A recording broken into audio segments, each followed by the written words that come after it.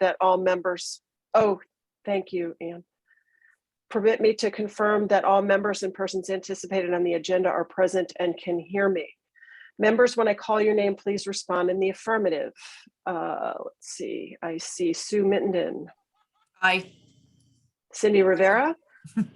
Here. Athlon Sweeney. Yes. And Ruthie Tanico. Here. Thanks, Ruthie. Staff, when I call your name, please respond in the affirmative. Ann Medina. Here. And Jericho Mealy. Here. Great. And the unsuspicious person, folks, is Jericho's other device, just in case anyone was, it's his quirky sense of humor going on here, which I love. Okay. Anticipated speakers on the agenda, please respond in the affirmative. Courtney Bridges. Here. And Matt Hafnafer. Here. Okay. Good evening. This open meeting of the Nantucket Council for Human Services is being conducted remotely pursuant to Chapter 20 of the Acts of 2021. Ensuring public access does not ensure public participation unless such participation is required by law. This meeting will feature public comment. For this meeting, Council for Human Services is convening by video conference via the Zoom app as posted on the town's website, identifying how the public may join. Please note that this meeting is being recorded and that all attendees are participating by video conference. Accordingly, please be aware that other folks may be able to see you and to take care not to screen share your computer. Anything that you broadcast may be captured by the recording. All supporting materials have been provided. Members of this body are available on the town's website unless otherwise noted. We are now turning to the first item on the agenda. Before we do so, permit me to cover some ground rules for effective and clear conduct of our business and to ensure accurate meeting minutes. I will introduce each speaker on the agenda. After they conclude their remarks, the chair will go down the line of members, inviting each by name to provide any comment, questions, or motions. Please hold until your name is called. Further, please remember to mute your phone or computer when you are not speaking. Please remember to speak clearly and in a way that helps generate accurate minutes. For any response, please wait until the chair yields the floor to you and state your name before speaking. If members wish to engage in conversation with other members, please do so through the chair, taking care to identify yourself. For items with public comment, after the members have spoken, the chair will afford public comment to those members of the public who have joined the meeting via Zoom. Members of the public who wish to speak must state their names and be acknowledged by and speak through the chair. Finally, each vote taken in this meeting will be conducted by roll call vote. And I just want you to know that I'm in a competition with some other chairs on how fast we can read that thing. And I challenge Brian Sullivan to beat me at the next Affordable Housing Trust meeting. So on with that. Now that the meeting has been called to order and we have established a quorum, I need a motion to approve the agenda. I so move. Second. Thank you, Sue and Athlon. All those in favor, Sue Mittenden. Aye. Athlon Sweeney. Yes. Cindy Rivera. Yes. And Ruthie Tanico. Yes, I'm here. Thank you, Ruthie. Okay, next on the agenda is an update from our intrepid Director of Human Services, Jericho Mealy. What you got for us tonight, Jericho? Okay, so let's start with behavioral health. The behavioral health leadership team, which is the output of the last year-long behavioral health assessment group, has started meeting every 2 weeks. Initially, we're going to be starting to determine a couple of short-term actionable things that we can do. And then we are going to have to be kind of sitting along with the revision of the behavioral health system coming out of the state in the next, well, we had a presentation on that this past week, but there's more to come on that.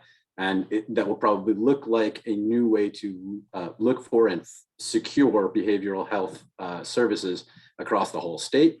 So actually pretty excited about that.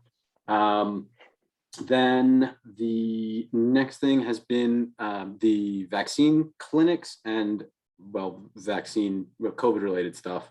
A lot of it has been contact tracing. A lot of it has been testing related. A lot of it has been case management and discussions of the mask mandate. That's eating up a little bit more bandwidth than it was a couple of weeks ago. And unfortunately, there's probably not going to be a drop in cases for the next 2 to 3 to potentially 4 weeks. My estimation is it's going to be high case numbers for a while. Then for the vaccines, we had our last walk-in clinic of this year yesterday. We also managed to use a fair amount of our, well, basically all of our existing stock to get some boosters done during that time period. We're also going to be trying to expand efforts with Health Imperatives and Sunny Daly to get her doing more clinics. We've had Heather, who's been on this meeting a couple of times. She's down there vaccinating with some frequency and doing homebounds. We're also doing, I believe we did, Sue, did Heather make it down there today? Yeah, so we're doing homebounds, people who are at risk, people who need some sort of vaccine coverage and don't get into the easy NCH sort of pipeline. And then we should be starting up another set of clinics, probably with a revised format and protocol. We've been doing this basically nonstop since May. So pausing, figuring out a new system to do it, securing new locations because the trailer is going to be in use. So that sort of situation is going to have to start happening again in the new year. But expect supply of booster doses to be constrained through the holidays, hopefully opening up in the first or second weeks of January. Does anyone have any questions on any of that, actually? Oh, okay, seeing none. Thanks, Jericho. That's it. Okay, terrific. So next on the agenda is an item that I conceived of in my little brain, which is meet the program. And what I wanted to do is start bringing folks who are actually executing human services in the community on our meetings, so they have an opportunity to educate us on what they're doing. And some of them will be folks who have contracts through the contract review committee for their work, and others will just be other people in the community doing the work. And I plan to have this as a monthly agenda item going forward. And I'm pleased to tell you that tonight we have Courtney Bridges from Artist Association of Nantucket, which may seem like a non-segue in human services, but I'll let Courtney explain where the connection is. And it's a beautiful thing. So Courtney. Great. Thanks for having me, Brooke. And it's nice to see all the faces behind this hardworking committee. As Brooke mentioned, we are recipients of funding through the town for this program that is Healing Through the Creative Arts. The program has been in effect at Artists Association for many years, but the town has really helped us activate a greater connection. And that's what I'm going to tell you guys a little bit more about tonight. So for those of you who might not be familiar with Artists Association, we are a nonprofit based on the island. We're 75 years old, and we have two physical facilities. One is a commercial sales gallery where we represent about 200 local artists and sell their work at the highest commission structure possible. So these are folks who are trying to make their living as artists, and we support them with the gallery. And then we also have 24 Amelia Drive. That's our art school facility. So you'll find our offices there, but you'll also find that we have a robust art school with a complete ceramics studio and ceramics program, two wonderful youth studios, an outdoor education space, adult studios upstairs, and facility rentals, because many professional artists don't have the space to do their work in their home. So more specifically to the opportunity that we all have together is that, especially right now in these dark days, it can be really beneficial for people to have some healthy outlet and healthy habits. And through our adult programming, we welcome all levels of artists into Artist Association. We run programs 5 nights a week, and they range from beginner to master level programs, but our most popular ones are for those beginners who are just looking for an outlet. And if you're a visual person, I'm happy to share my screen, but if not, I would love to just report some survey results to this committee based on the results of Healing Through the Creative Arts. So you guys enable us to welcome people into Artists Association with a low barrier to tuition. And when they come and take their classes, they receive these benefits of healing through the creative arts, reduced stress, less anxiety. It's also a really important practice for many of our artists who are in recovery. And those can be art students of all levels. Again, this fall session, we welcomed 5 students who were either referred to us through Addiction Solutions or through their own, journey on recovery, who gave us some incredible feedback about how supportive and restorative it was for them to have a substance-free space, a reliable space, and the accountability of coming to art class every week. So that was really powerful for us to see that that those in recovery were supported. But I'll also share with you guys that all of our recipients of the Healing Through the Creative Arts Fund, that was 14 students in this particular session, 100% of them said that having an art practice sustained their positive mental well-being. So I thought that was really excellent.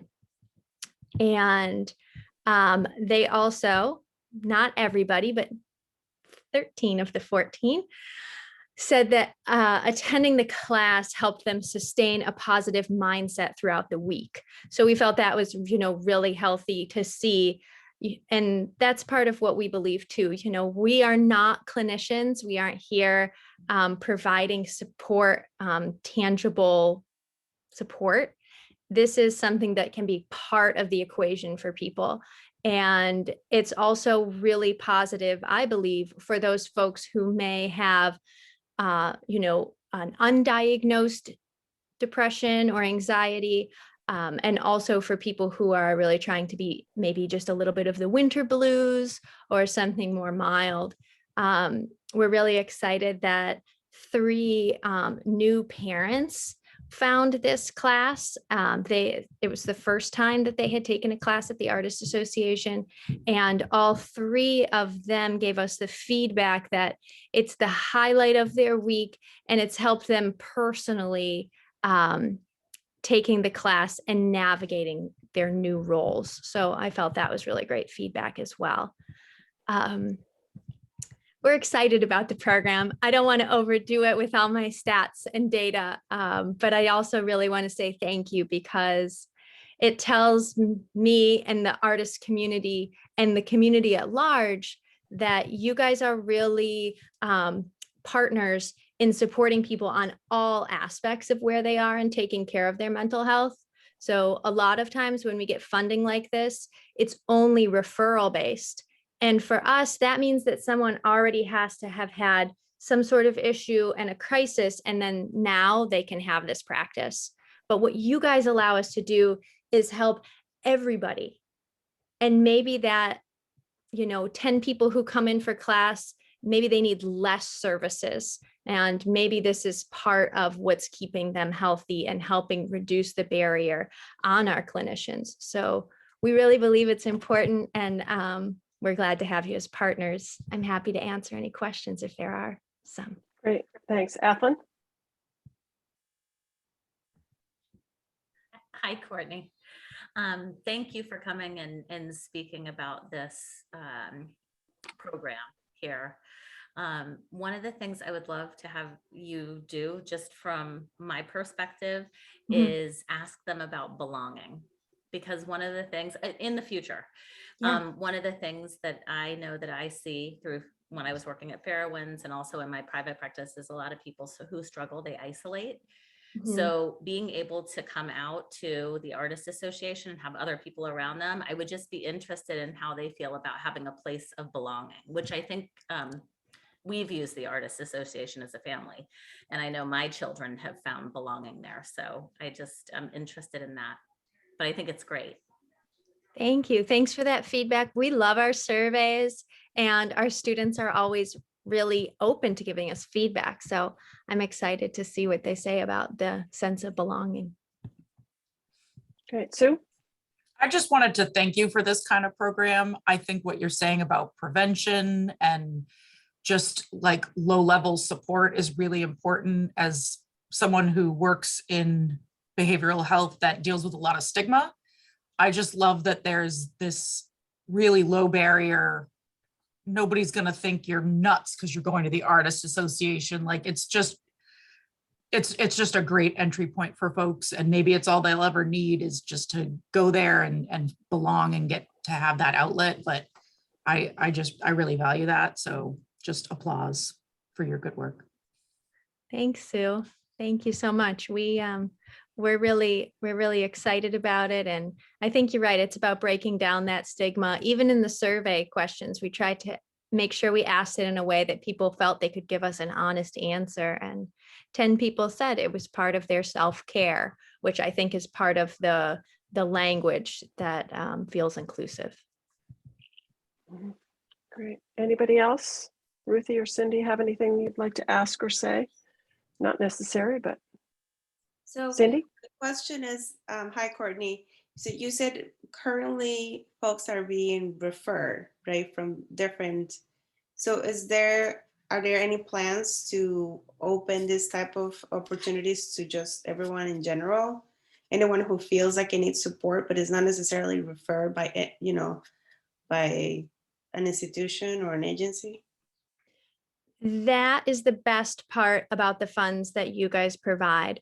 Your funds do not require a referral. So people can come, they can say, hey, I want to take this as part of the Healing Through the Creative Arts program. And there's no questions asked. And I think that's what's made the program successful.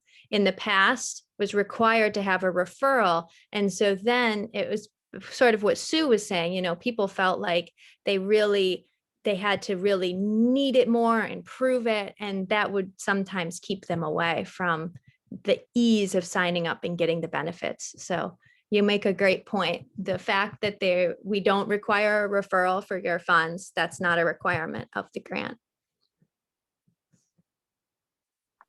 Good. Thanks for the clarification. Okay. Ruthie, anything? If not, no worries. Okay, I want to say thank you to Courtney. Third time's the charm. Woo. And we're delighted that you launched this new agenda item for us tonight. And you're welcome to stay and hear what Matt has to say about food security, which is a very exciting and interesting topic of that's going on right now in the community. So thanks for coming. Oh, so Ruthie, go ahead. Yeah, I just wanted to know if it's for all ages to be able to participate into that program. That's a great question. So the program's open to all ages. In this particular round of classes, it was only adults that participated. But it is available to teens or kids, yeah? Okay, yeah, okay, because I know a lot of young people who tend to feel as though there's not much to do, and I think that would be like awesome if they can have that available to them. Yes, I agree. We, I think because we have also some free teen programs, it's not as identified with the teens. And what I'd like to see as well is more seniors taking advantage of the program. Oh yes, I love that. Love that. Love that. Thank you. Okay. Thanks, everyone. And Great. Thanks, Courtney. Okay, so moving on, our next agenda item is a food security update from Matt Hafnafer, who you may recall came to us and talked a little bit about the early stages of his work, and things are progressing along nicely. So take it away, Matt. Thanks, Brooke. So I think helpful probably for me to give a reminder intro of who I am and what my team works on, and then our focus within food security and the stuff ahead, both the progress we've made and how we see it progressing. So at a high level, my name is Matt Hafnafer. I run an organization called Process First. We are a tech consulting firm focused on food and health, really. And what we focused on as a way to impact the things we're really focused on around food, health, and environment is specifically the food system with an extra focus on food security. So maybe a little over a year and a half ago, I started figuring out how we could really help Nantucket the most and what programs needed support and where there were gaps. And what we learned between then and now is there's plenty of need. There's no exact measurements out there. There's no source of truth on what is the need when it comes to food insecurity, but we feel like we understand enough to feel confident that we need to work on it. So there's different numbers that we've found that are beneficial or helpful. But, short of a study, the way we're approaching it is we don't feel that we need to study it. We think we understand the need and its significance. We just want to work on it. And so some of the progress we've made is building partnerships with different people who either run social services that might be able to help identify and enroll food secure individuals and their families, as well as make partnerships with some of the food programs. And even we've built some partnerships with food security programs. And then, recently we were able to pull together a meeting with maybe there's like 35 folks representing different island organizations, food security nonprofits, social services, farmers, town groups, all sorts of different entities and backgrounds. And one of the big, really cool things about it is I think we got some really good alignment around this idea we have that we're putting in motion that we're actually building, which is a way to have people identify food insecure individuals and refer them to a program that's really effective for them and their need, depending on where they're at, as well as following the referral. And that's a piece we're working on now would be the enrollment. So helping the organizations who would receive a food secure individual or their family, helping to enroll them into a program. And then adjacent to that would be the coordination effort that goes between food security organizations so that not only can we help to better enroll and more efficiently enroll and help people get into these programs, but coordinate within programs so we can work towards an idea long-term that we think is really valuable around graduation. So one of the gaps we see in social services broadly, federally, state level, but in Nantucket is a coordination of an individual through food security programs. So if we were to take someone who's been put into one program, there might be something coming up like that would make them ineligible for that program. So a good example would be someone's got a kid, they're 4 years old. By the time their kid turns 5, they'll be ineligible for WIC because WIC runs 0 to the day your kid turns 5. And so suddenly you've lost that funding and there's this gap. There's no ramp down, there's no steps, it ends. And so what we'd love to be able to do is coordinate these different programs so we can have this graduation plan model and help lift people up out of need and not just let them drop off and find the next program to help stand them up. So with that coordination effort, the last piece of that, and where a lot of our efforts really, or a lot of my team's focus is helping to plan and predict food demand and communicate it within the food system. So, it's not a thing the rest of this works without it because these food security organizations are able to procure food already, but we're working to help understand the demand of a food security organization, help them to improve their understanding and provide that information to the food system, the local farms, the local restaurants, grocery stores, and help make the most effective use of the food that we do have and the programs we have, so make it cost effective, raise the quality of food programs, and just increase the overall connectivity between the system. That might be, there's a lot in there. Why don't I stop there, and if there's specific areas of questions, I can either go deeper or expand some of the direction and how we're working. Anybody have questions? I can do a little bit of adding in non-tech speak from my perspective on this as well. Does anyone have any questions at this point? This is all about the food pantry being distributed to the community. So the answer to that question, Ruthie, it's about expanding the food security model beyond the food pantry and engaging all the other programs that exist already, like prepared meal program at St. Paul's and the box program at Pip and Anchor. And so the idea is to better understand the entire food security landscape and the needs that people have and be able to address those needs from the providers that are already out there, coordinating, making it easier for people who are in need to access the various programs and get referred to the right program, and then to identify and create programs that fill gaps. So an example that I have always, that I fall back on when I talk about this is, there was a food rescue program that was run by some folks from the UU Church before COVID. They would get trays of food, but they had no commercial kitchen to repackage that food into single serving containers that are microwavable that would be really great for people who don't have access to a kitchen. We have a lot of people in Nantucket who go to the food pantry and get a lot of supplies to make meals, but they have nowhere to cook a meal. So if they were to come into this system, they might be referred to a program that is taking produce that's about to go bad or expire, or leftovers from restaurants, and preparing and packaging microwavable meals that they could take home. And so that's an example of how we would sort of coordinate all the elements of this. And I say we because I'm gonna in a moment of full disclosure, I am part of a new organization called the Community Resource Partnership, and we are starting with food security to try to create a better integrated model for the provision of human services on Nantucket. So our first project is food security. So we're just hitting the ground running, and we're going to be working with Matt on this, so it's all connected together. So it's going to be a new 501c3 whose goal is infrastructure, creating infrastructure and systems to better integrate the provision of services. To put it as sort of overarching, we're the 30,000 foot level, and hoping to affiliate and work with everybody who's doing the work on the ground already, and making it more efficient and more cost effective over time, and ultimately make the experience of the person in need more as dignified and as simple as possible, and as stigma less as possible. And so that's the dream, the goal.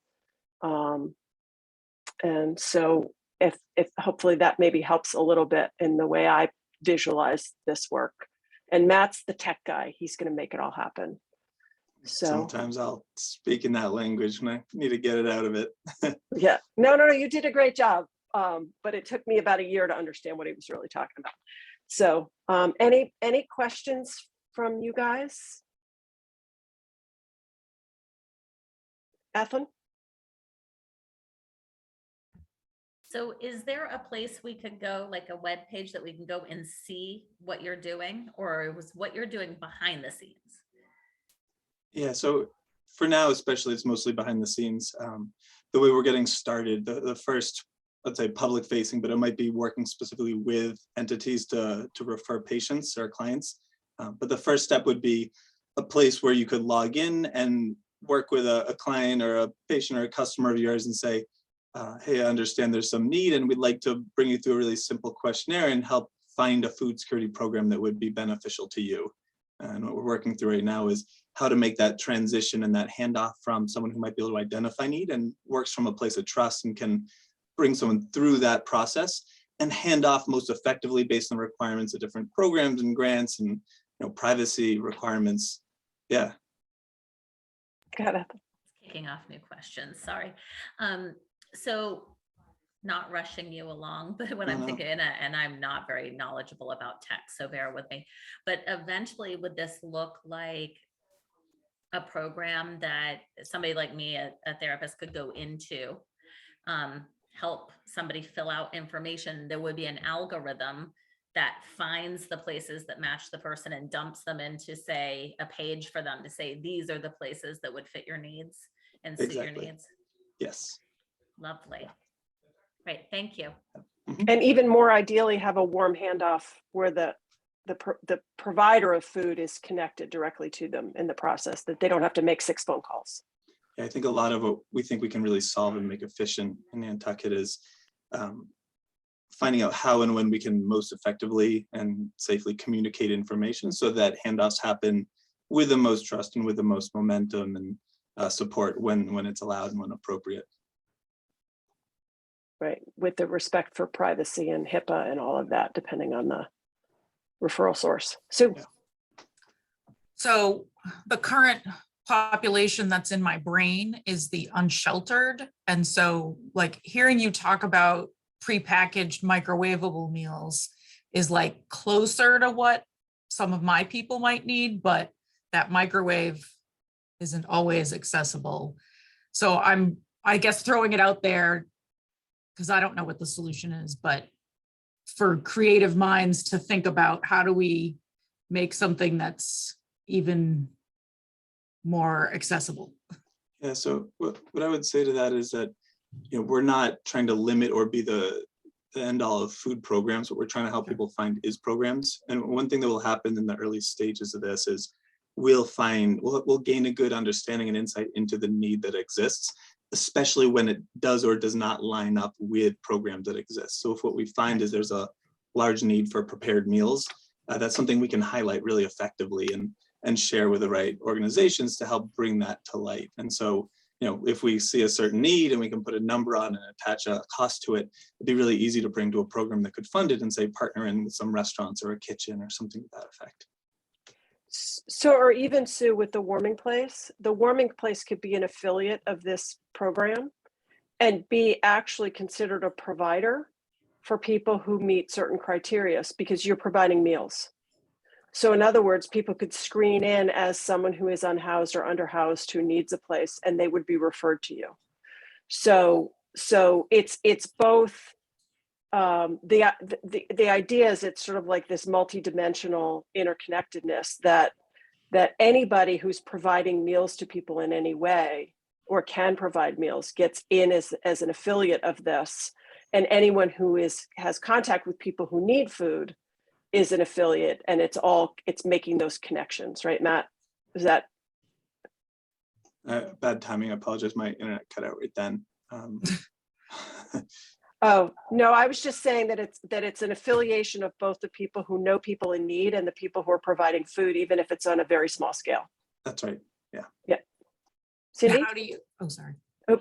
So does that include also the general public, like anyone in the community? So I know someone who needs help, then I go on this website, I look it up. So it doesn't have to be an agency or a therapist, or it could be anyone. Is that right? Yeah, so that's one of our goals, is to get to the point where anyone can help anyone out, or someone could even self-identify as being food insecure and find a program what they'd be eligible for. What our starting point is, we got a grant to work on this problem to just get started with the piece. And we think the first step is to work with a couple of organizations who see many food insecure individuals and help work with them closely as we better understand how to get this off the ground and what some of the challenges are that are really important to get right before we open it up to the general public and end up with just more different scenarios that we need to be able to handle. But we definitely want to get there and get there soon, for sure. So I'm gonna have Sue. I just want to add something. Sure. I say that because, Matt, there's plenty of I know many friends who have, like, literally we're just helping people on the side. Up to 25 families at this point.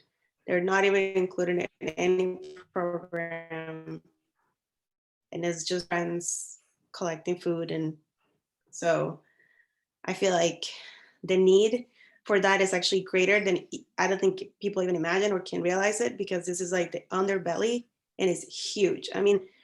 My friend started with I think it was 3 families, and within a week, it was 25.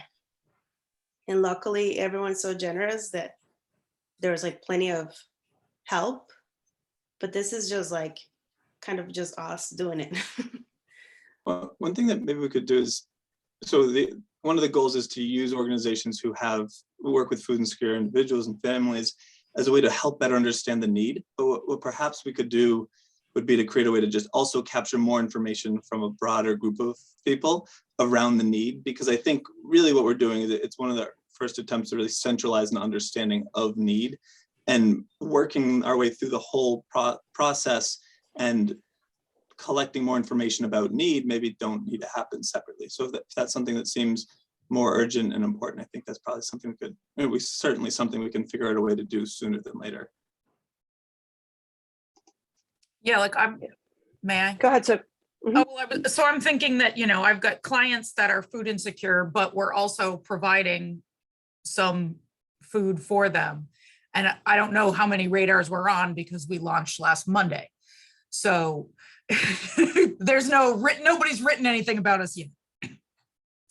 Yeah, I'm wondering, how do we get our program into your loop as well as our clients who may be off a lot of radars? Some might be on a lot of radars, but some are going to be completely underground, just like what Cindy's saying, completely underground system. So I would see your organization as being both an enrollment, a referral partner and an enrollment partner, both working with people with food insecurity needs beyond what your program provides, and a group that could receive someone who's been referred to you for the program that you do offer. And so, I think we'll get there as soon as we can. I don't know, we might start with just a few, but your organization has been on my list for a while. And, we're trying to really work out some of the process with a couple of people we've been talking to for a while, and intending to, as soon as we can, get to everyone. Got it. I like Go, yeah, Ruthie, go I'm ahead. loving what I am hearing. I just noticed that in the community that there are people who are kind of like being shunned because they will go to the food pantry to get food in a nice car, a brand new car.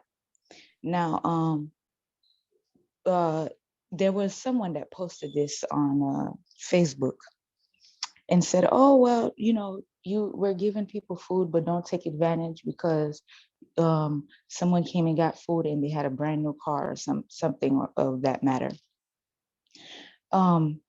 I like the fact that we're going to try and get all of this resolved so people can have their dignity. And there may be people who abuse, but we have to be very careful with that because not everybody has a car. They could be borrowing a boss's car.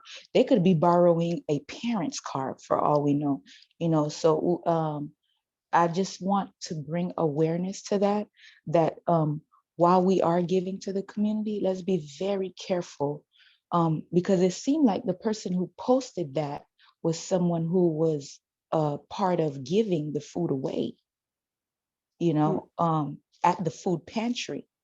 And I just felt so embarrassed for whomever that came and got food because we don't know those people's situation. I myself had one point couldn't afford to pay for rent, bills, and get a good supply of food at one point. I had to build my way up, and that could be that person's situation. So I just want to bring awareness to that. Hopefully we can figure out a way to continue providing for the community, continue supporting people without having them feel embarrassed for it's already an embarrassing thing to many people to say, hey, I really can't afford to buy groceries for my family. So that's just my view on a lot of things that I see why people are going to friends instead of, going to the community to say, hey, I need help. They're scared and embarrassed to say that because of posts that you see on Facebook. You know what I'm saying? So I hope I'm not being negative Nancy. I just want to bring awareness to that. Thanks, Ruthie. And I would say that is part of the motivation for this program as well, is that there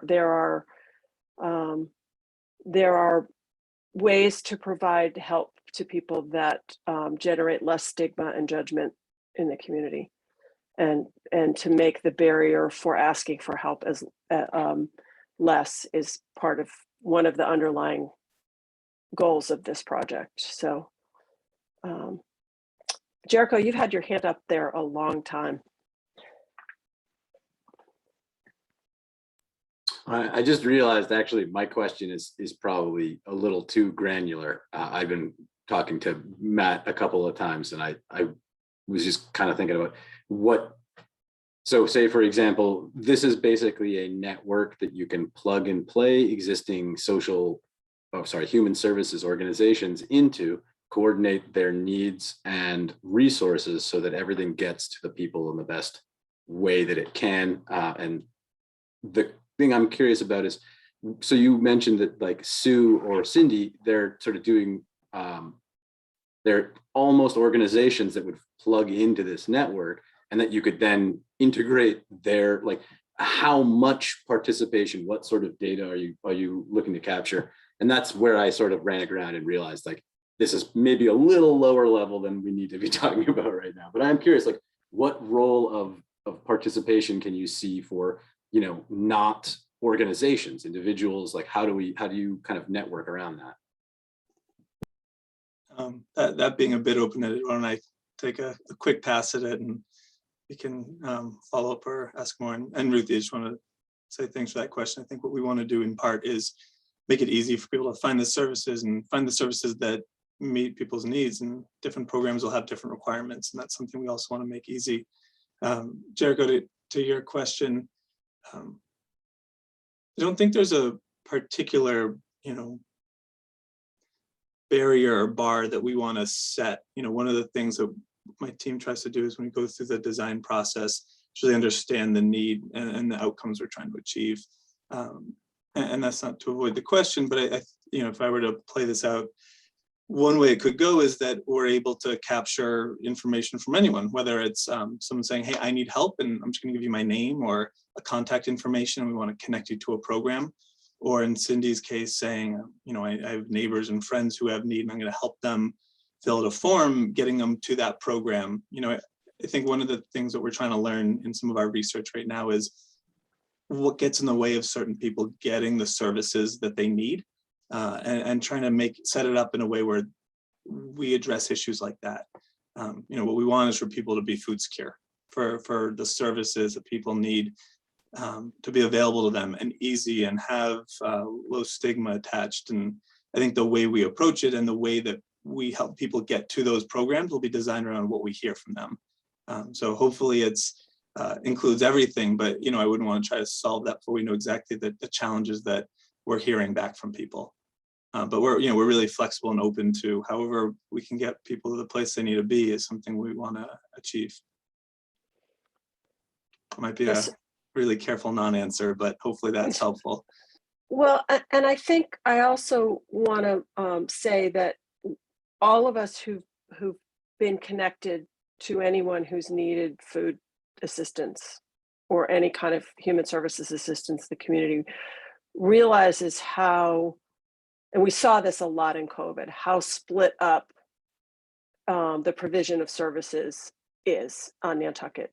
I mean, I was shopping for people who were quarantining on my own, and then we, you know, like, and there were other people shopping for people in the quarantine. There were churches shopping for people in quarantine, and there was no centralized community response to a COVID crisis, much less to everyday individual families in crisis or in need. And so I think this is a concerted effort to prove that a system can be created that improves access, improves efficiency, improves provision, and generates trust from people who might financially support food security programs. And so it's a vehicle that's going to be built as fast as it can be built, but it's not going to be built overnight.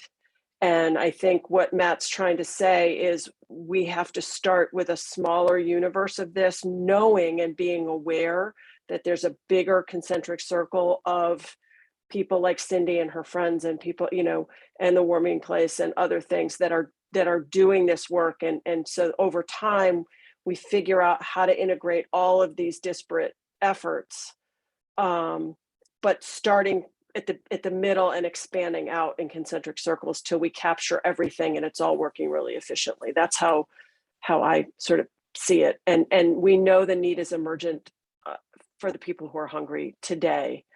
And it's hard to wait, but you've got to build a good system to make sure it's going to work well over time. So, Cindy?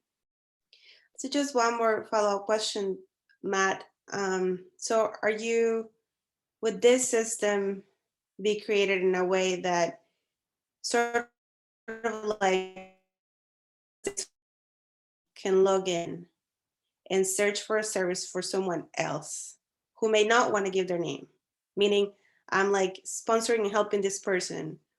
And the reason why I'm asking this, just to give you a number, is right now there's 25 families being helped in this like completely on the side group. And we're communicating with one person. We don't know the 25 families. Okay, they don't even want to talk to us. We have that one person who they trust. I don't even know them. And I don't know their names either. So I just want you to, because I just sometimes feel like that's something that is not, like, people don't know that. Like the need and the groups that this community has, they're very protective, and there's reasons for that. So I would just hate for this. I get disappointed when I see those efforts where like people have to fill in these formulas and give them your name and all this. It's like, let's just help these people now, which is what we're doing. Do you need food tomorrow? Got it. You got it. Like that's what we're doing. No questions, nothing else. So I know that there's legalities behind this. I understand that clearly. It's just, there's gotta be a way to do it easier. Less questions, more help. Let's just do it like that. I don't know how and if I can be of any help, but I just wanted to give you the number that our efforts, we don't even know the people we're helping. Yeah, so I think one thing that we're hoping to achieve is, figuring out how to do the most with the least, and knowing that a lot of people don't want to share in a vulnerable moment, or for whatever reasons. We're not trying to capture and collect all this information to have a big system. The goal is just, again, getting someone into a program that really benefits them. And I think certain programs require different information to register, and other programs have different requirements. And so I think that's part of the thing we got to work out is, what are the how can we support programs that have the barriers that will allow people to get into the programs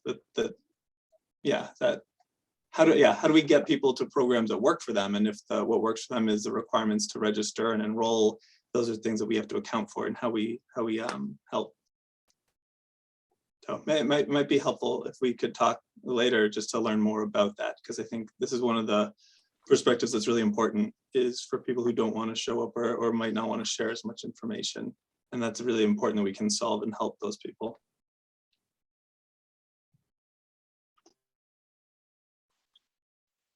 Anybody else? Thanks, Matt, for the update. Thank you. Appreciate all the questions. All right, great. So the next item we have on the agenda is future agendas. Oh, Athlon?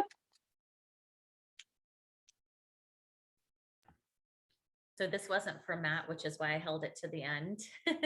Okay. Thanks, Matt.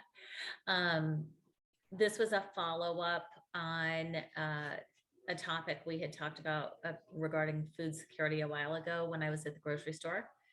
And I was informed that a lot of the tomatoes were getting thrown out. And I think Jericho is going to follow up and try to find some information. I was just wondering if we could get an update since we were on food security. No, I have not gotten an update on that. And I do know that Matt actually has managed to work into, has got a partnership going with Stop and Shop for capturing some of the food that was previously not going to use, rather, being wasted. I did not follow up past that, but I know that they're attempting to capture that specific thing in the food security model that they're working on now. And they apparently have Stop and Shop corporate on board, which probably would be pretty helpful. Great, thank you. Yeah, Matt's working on that partnership. So, great. Okay, thanks, Athlon. Okay, so we had raised some time back, the question had come up about whether we wanted to have a public conversation about the publishing of the police blotter. And I just wanted to see if it was if it was still the interest of this board to have that conversation. And I'm thinking I would probably do it in February so that we have plenty of lead time to let the media outlets know that we plan to have that conversation. And I'd love to just get a sense of this group's, I see some shaking heads, yes. Athlon and Sue. Sue, you want to remark? Yeah, I was not on this, what are we, a council, when you had that conversation, but I might have been either present or maybe I watched it on video. But I was excited at the time that Nantucket Current was not putting names in at the time, and Jason Graziadei. Am I getting clunky? I'm sorry if I am. Yeah. I'll try to shut some stuff. But Jason had made a point of saying that he wouldn't. And so now the Current is doing a court report with names and Jason is not writing it. And yeah, that was disappointing to see. So I would like to have a public conversation. Okay. I see Cindy shaking her head. Yes. Athlon, you were the person who I believe who originally raised this. And just Ruthie, for your sake, because you were not on the council at the time, Athlon raised this question as a concern for folks who are named in the police blotter and the impact on their lives, and that this was I mean, the way I would approach this is I would invite Jason and the Inky and who are really the two that publish the blotter currently, to just come and help us understand what they think the value of that is, and perhaps to hear from other members of the public what the concerns are or the impacts are of that.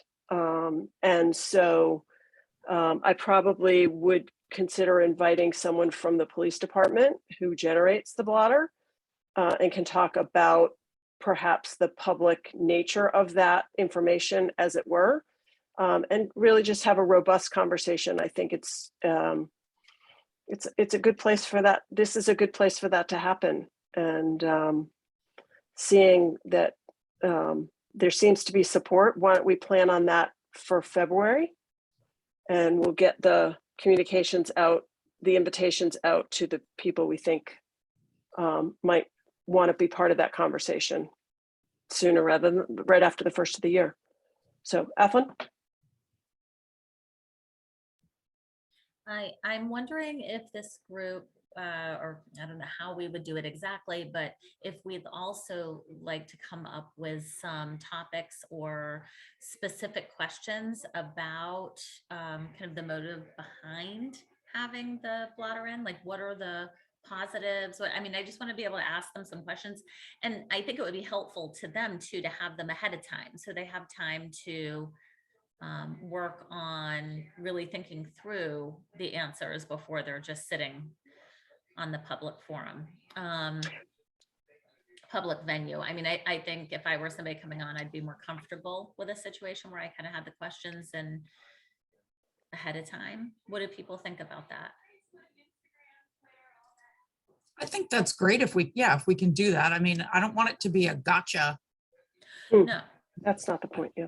No, it's that, yeah, that's so besides the point. So maybe that is a way to have a good, meaningful conversation. So why don't we do this? I'll keep this top. I will put on the January agenda to have to brainstorm questions, and then right after that we can send out the questions. But I'll have them hold the date and explain to them that after our January meeting that we will be submitting some inquiries, questions, about and explain why we are doing this. So Cindy?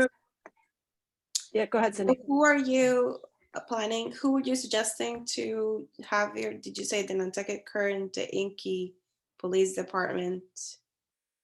And probably someone from Fairwinds Okay. to talk about the impact on the mental health side, and other. Yes. Oh, yes. That would be awesome.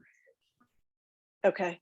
And so, yes, because that's where it came, I think, from Athlon's background as a therapist, that in, people who are trying to get sober and and then something happens and they're in the newspaper and it's, the impact, that kind of thing. Yeah. Sue, then Cindy. Is there like a probation officer or somebody else that's sort of a go-between that might have a perspective, the sheriff? I'm not sure who. Okay. Let's, Athlon, why don't you and I brainstorm a list? And Jericho, you came on. Cindy, did you have something else you wanted to share? I just wanted to ask if would it be a good idea to have someone join us who actually was affected by that? Someone who would be willing to share their personal story and how that affected them. Because, our opinions are just opinions. But if we bring someone who's actually can bring a real story, that would have more impact. Yeah, if anybody, I find it's hard to get people. Athlon? I'm tagging on to what Cindy said because I hear what you're getting ready to say. Hard to find people who are going to come on and talk about that kind of thing. So I wonder if we know of anybody who would be willing to at least write some of the impact of their story, and maybe we could read the impact. Like we could, I don't know if that's allowed, but that we could read the statements from the people, like without a lot of identifying information. We did that with the housing forum with Fairwinds, where we had people submit stories and we read them anonymously. So that's a great idea. So if anybody knows anybody who would be willing to share their story, I would think a personal invitation might carry more weight if there were a personal connection, but I think that's a great idea. So I think people from maybe Gosnold and Fairwinds to represent, and maybe Sue, I mean, you also are with ASAP and NAMI, so maybe there's a voice there or someone we should invite. And then the media, and I think like most of the way this council has approached these more challenging issues in the community has been as an informational and learning, like what we did with the bullying conversation with the schools. It's more about, we would like to learn more and we want to understand, and making sure that it isn't about putting anyone on the spot in the public space. But okay. But also we kind of want to get rid of it, don't we? Well, those of us have an opinion, and that's why it came up as a topic. So, but yes, absolutely. Yeah. Athlon? But in the goal, I think both of those things are true, right? What Cindy said is true, right? We have some negative impact from this. And I'm guessing from the lens of media, we're going to hear why they've had that in for so long, right? And what I find really interesting is what Sue had mentioned, which is Jason wasn't doing it, and then he was. So there may be a very good reason, I just don't know it, that he switched over to having it again. I find that intriguing. And that was one of the questions that I wanted to ask is, do you want to go? Yeah, So there is a police blotter in the current, but it is not authored by Jason. It feels a little bit like It's a switch up, I believe. yeah, I mean, I think maybe the current wanted it and insisted on having it. And okay, if he wasn't willing to put names in it, they have a writer that does. I mean, I'm making that scenario up, but let's find out. Yeah. But yeah, we can ask. I think it's interesting. So it I'd is be interested in those answers. And I think the other part of this is just sharing with them. I mean, I don't know how much has ever been shared with people in the media about the impact. So I think this gives an opportunity for everybody to hear all sides of this, and potentially for the first time for them. I'm not sure that I've ever heard anybody has really gone to them and spoken to them about the impacts. Great. Okay, so we will move forward with that. Are there any other topics of interest that you all would like to consider at future agendas? Any other in the arena of human services, any initiatives, any conversations that we should be looking toward having as a council?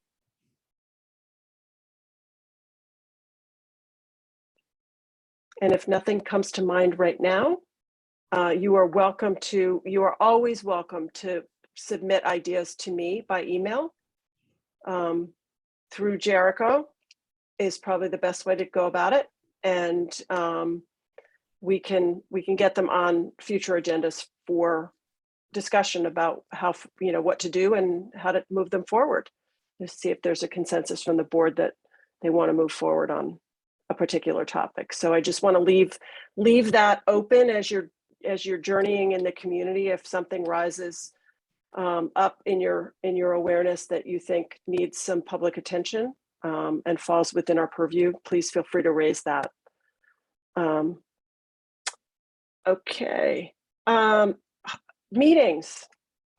So we moved from the 1st to the 3rd, and then both the 3rd Mondays in January are holidays.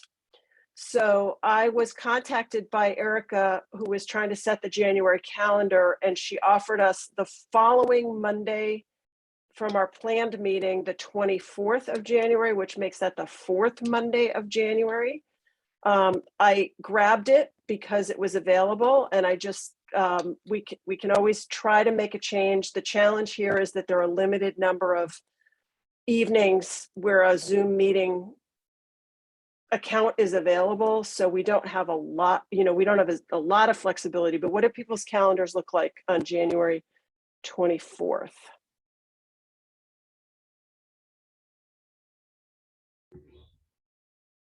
Ethan? I am traveling. I should be back for it unless unless my flight gets rebooked or canceled, which happened to be the last time I traveled. Yeah. Anybody else? Cindy, Sue? I got a thumbs up from Sue. Ruthie, how does that look for you?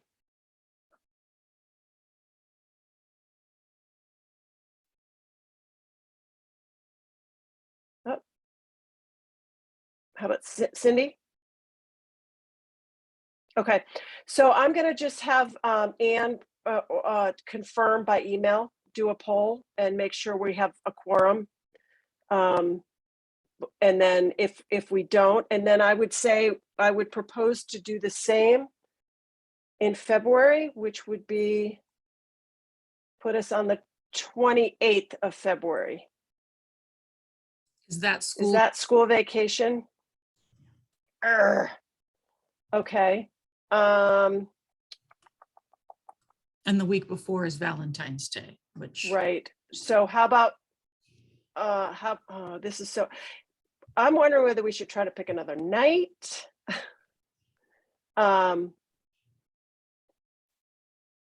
Let's, you know what, let's do the January meeting on the 24th, and we'll do another poll on whether there's another night of the week that we can pick so that we won't run into this holiday stuff incessantly.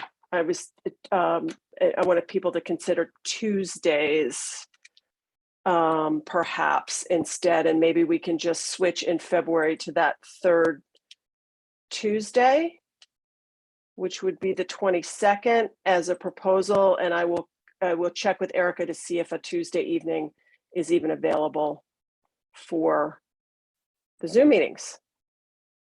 Oh, okay, thanks, Ruthie. Oh, this online meeting stuff is great until we're all trying to use the Comcast internet that doesn't work very well across the board in Nantucket. So, all right. Any new business or board comments? Sue, did you want to go on your project? Sure. So I just wanted to say that the warming place opened last Monday. We're open Mondays and Thursdays this winter at the Legion Hall from 9 a.m. to 1 p.m. We had 3 guests today. They're not clients, they're guests. And it's going really well. People are grateful. The volunteers are grateful. And we're serving breakfast and lunch, warm, hearty meals. And it's really nice to just see it come together. The team that's been working on it, I think Linda's been working on it for 8 years. And I think for the last year, they've narrowed it down to a warming center. I joined this summer, and I'm the lucky one that is working, staffing it this week and next week, because everyone's traveling. So I'm liking seeing everybody day after day, because we're working on stuff together. I'm helping people get things accomplished. We got somebody a vaccine today. So it's nice to make progress. And I think the most important part today about getting someone vaccinated was not even the person who was vaccinated, but the others, the volunteers, the other guests, seeing that we were going to get things done and we were really going to try everything we could. And that meant, I think, a lot to them. And I was just like so honored to be part of it. So I hope if you run into people who might need a place to go during the day, that you will trust us to welcome them and take good care of them best we can. Thanks, Sue. I'd like to remark that I think perhaps one of the most important things about this is we have a community of unhoused people who have felt unseen. And I think that what you're doing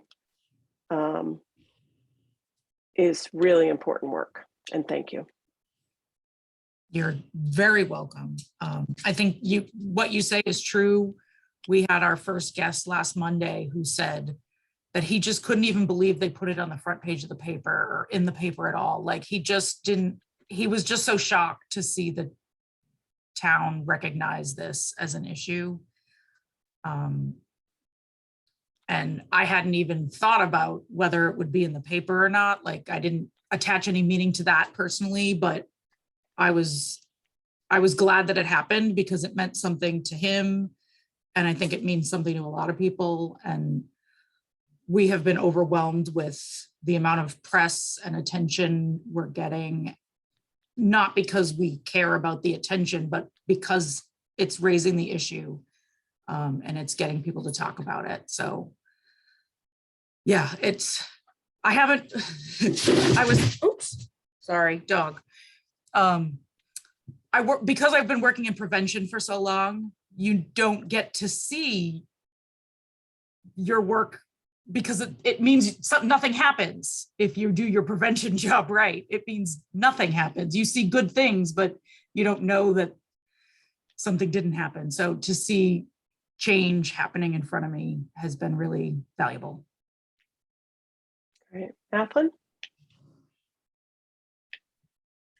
I'm just curious how it's funded and if it's a 501c3 and can people donate? If so, how? So we are under the umbrella of the Unitarian Universalist Meeting House. We have gotten some wonderful grants from the Community Foundation, the Rockland Trust and Cape Cod 5. We have some very generous individual donors, and we did a GoFundMe because we really thought it was important to get the community buy-in. We really wanted people to volunteer or even give $5. We just wanted people to have a stake in it. So currently we're very generously funded. And when I say, I think I might have said that I'm like staffing it, but I'm not paid to be there. That is not a job. It's just part of what I do as part of NAMI, I think, to be a resource. So the team, there's 6 of us, 5 of us that have put it together. We are staffing the days like from 8 to 2. And then we have volunteers come in, other volunteers come in for 3-hour shifts to help us out. So yeah, people can find the GoFundMe, which is, I have it on the year-round page, or they can contact ACT Homelessness Team at Gmail if they want to offer a donation in some other way. That's great. Thanks, Sue. Any other board comments? Projects, concerns? I just think this was wonderful. Topics brought up that really needed to be discussed. I know we have a lot more to do. This is just the tip, but I think it is a great start. Thank you, Ruthie. We're so happy to have you. Oh, one other thing. I know we talked about this board going back to 9 seats, and I'm happy to report the AG's office has approved the town meeting bylaw change, and the 2 additional seats are currently being advertised, and applications are being taken until January 7th. So if you know of anyone who wants to be considered for the 2 additional seats, we'll be adding I'm not sure the exact date, hopefully in time for our January meeting. The whole select board process, it runs a few weeks long. But I encourage folks to apply. And we did, when the last round, we had a bunch of people apply. So it's very exciting that there's a lot of community interest in serving in this way. And I hope we can affect some real change and have, everybody feel as though we're doing good work and keeping an eye, the municipal government's eye on human services needs in our community, which is, I think, our primary goal. So, Sue. So with my real NAMI hat on, I wanted to say you should be seeing some news and updates from NAMI and Gosnold. NAMI will be working and hanging a shingle, so to speak, with Gosnold at 35 Old South Road, and helping to staff the office. There is a person who works out of that office. It's like a secret that I didn't even know about, but there is a Gosnold staff member that works there. And they will be bringing over another one 3 days a week to run the structured outpatient addiction program that is funded through a town grant that came from the cannabis funds. So I think it'll be a great partnership for NAMI to have a physical office and for Gosnold to beef up their presence on the island. I think that's only a win for the island community. I'm looking forward to seeing it grow. And I'll be there in the office. Okay. If there are no other comments, we have public comment. Any members of the public, Courtney or Matt, want to say anything? Final word? Okay. And now it's adjournment. I would entertain a motion to adjourn. I will make that motion. And do I have a second? That's second. Okay. By roll call vote. Sue? Yes. Cindy? Yes. Athlon? Yes. Ruthie? Yes. And I vote yes. So we are closing out this meeting. Thanks again to Courtney and Matt. Really Thank you. appreciate your time tonight, and keep us posted. Thanks. Farewell. Merry everyone. Christmas, everybody. Oh, Merry and that- Christmas. Happy holidays, Merry Christmas, Happy New Year. See y'all in See January. everybody in the year I'll 2022. I'll see you guys next year. That Crazy. sounds so far away. All right, take care, y'all. Good night.